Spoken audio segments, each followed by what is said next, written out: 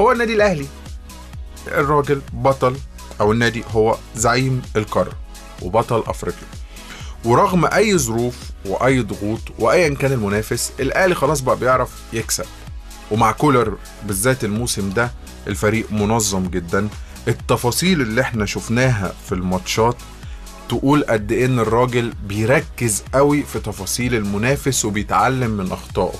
يعني ماتش سان داونز للاهلي خسره، هو الماتش ده مسار اجباري غير النادي الاهلي في الموسم كله، وصل النادي الاهلي لموسم مهم وتاريخي. انت لغايه دلوقتي بتتكلم في 4 بطولات والخمسه على الابواب اللي هي الدوري، وان كان هو الاقرب.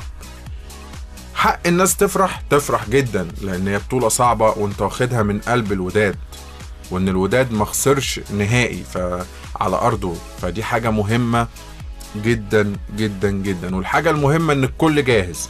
يعني انت النهارده الحارس الاول والتاني اتصابوا، التالت نزل وعمل ماتش تاريخي هو مصطفى شوبير. والراجل لو نرجع بالزمن كده في 2002 لما اتصاب الحارس الاساسي للريال مدريد في الشامبيونز ليج قدام باير ليفركوزن، كاسياس نزل وصد 3 أهداف وخلى ريال مدريد ياخد البطوله. فبالتالي هي نفس الفكره. الحاجه كمان اللي تضيف للنادي الاهلي واللي الناس بتتكلم عنها كترند هو القندوسي ومروان عطيه. الناس في يناير جت في يناير خدت 3 بطولات، يعني لسه ما كملوش 4-5 شهور في النادي وخدوا بطولات. لكن محمد عبد المنعم الراجل ده لازم نديله حقه كمدافع، كراجل حاسم بيظهر في الأوقات الصعبة. ضربات الرأس بتاعته مؤثرة بدرجة كبيرة جدا.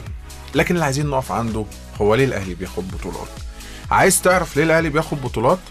بص على لقطة علي معلول بعد الماتش.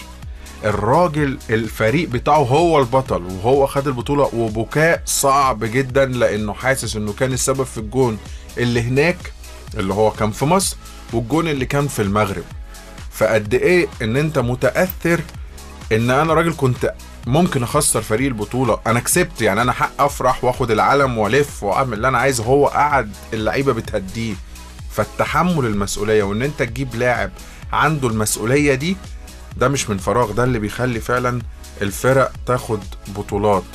فلقطة علي معلول مهمة جدا، وانتشارها يوريك ان الاهلي عنده لاعب مهم جدا بمواصفات عالمية. وبلاش الجدال بتاع ان البطولات بتيجي بالشكل وبشكل تاني، لا، هو اللي اجتهد وتعب، وايا كان ضربة الجزاء اللي حصل من اطهر الطايرة، وفي النهاية الاهلي وصل النهائي وخد البطولة. فمبروك للنادي الاهلي وجماهيره، ومبروك كمان للفنان عبد الباسط حمودة لان اغنيته بقت ترند بعد طبعا لعيبة الاهلي اللي عملوه.